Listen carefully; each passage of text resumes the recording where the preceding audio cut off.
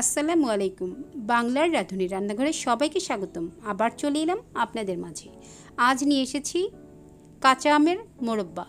Authentic সিস্টেমে কী করে বানানো হয় সেটি আজ আপনাদের সাথে শেয়ার করব।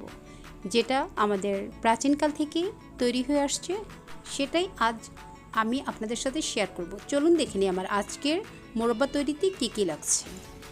একদম সোজা এবং খুব অল্প উপকরণে আমরা বাসায় তৈরি করে নিতে পারি এই কাঁচা আমের মোরব্বা।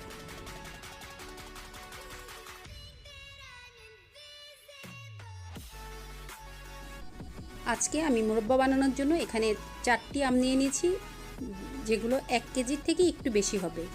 সবগুলো আম ছিলে নিয়েছি এবং আমগুলো আমি এই একটা আমি শুধু ছুরি দিয়ে কাটতে পেরেছি, বাকি আমগুলো আমি সব বটি দিয়ে কেটে নিয়েছি, কারণ আটি একদম শক্ত হয়ে গিয়েছে।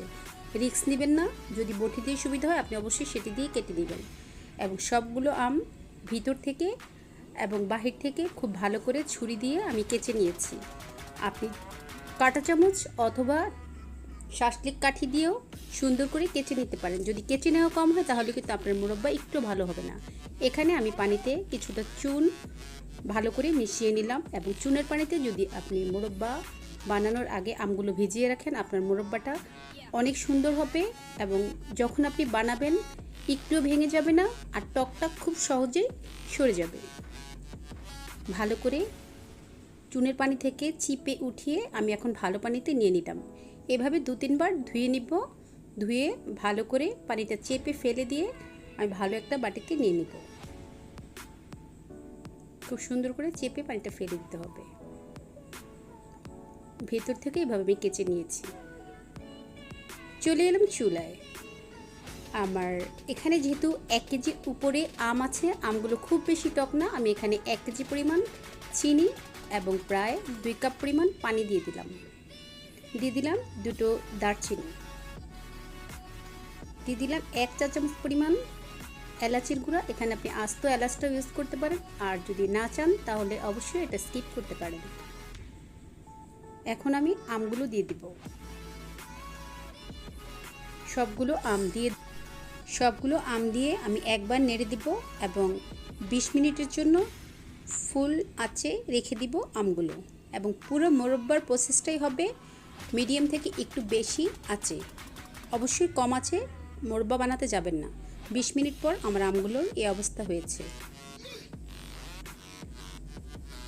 আমি সামান্য পরিমাণ 1 চিমটি থেকেও একটু কম জর্দার রং দিয়ে দিলাম, যাতে একটু গোল্ডেন কালার আসে মোরব্বাতে, দেখতে সুন্দর লাগে।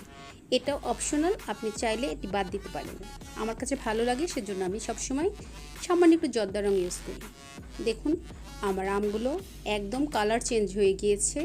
যখন একবারে ট্রান্সপারেন্ট কালার হবে আপনি তখন মোরব্বাগুলো নামিয়ে নেবেন। এখন আমি চুলাটা বন্ধ করে, এই পর্যায়ে সবগুলো আম এরকম স্বচ্ছ হয়ে গিয়েছে। এই পর্যায়ে আমি চুলা ফিরে আসবো আধা ঘন্টা পর।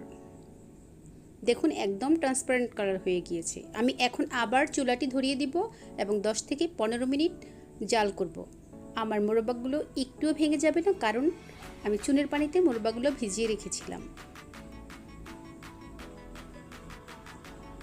এখন আমি দারচিনিগুলো উঠিয়ে ফেলে দেব। আমার মোরব্বাগুলো কিন্তু একদম রেডি হয়ে গিয়েছে, একদম শুকিয়ে ফেলা যাবে না। একতার যখন হয়ে আসবে চিনির শিরাটা, ঠিক তখন আপনি এটিকে উঠিয়ে নেবেন এবং একটু চিনির শিরা থাকবে। ঠিক এরকম হয়েছে, ঠান্ডা হলে আর একটু টেনে যাবে শিরাটা। আমি রুম টেম্পারেচারে আসার পর মোরব্বাগুলো একটি সার্ভিং ডিশে উঠিয়ে নিচ্ছি। দেখুন মাশাআল্লাহ কতটা সুন্দর কালার এসছে। দেখুন আমার মোরব্বাগুলো কতটা জুসি হয়েছে, এবং এভাবে যদি আপনি মোরব্বা তৈরি করেন আপনি বাইরে রেখেই ফ্রিজ ছাড়া প্রায় 6 মাস রাখতে পারবেন। এটি হচ্ছে মোরব্বা বানানোর ট্র্যাডিশনাল বা অথেন্টিক সিস্টেম, যেটা দাদি নানিরা করতেন, মা করতেন। এখন আমরা শিখেছি খেজুর কাটা দিয়ে।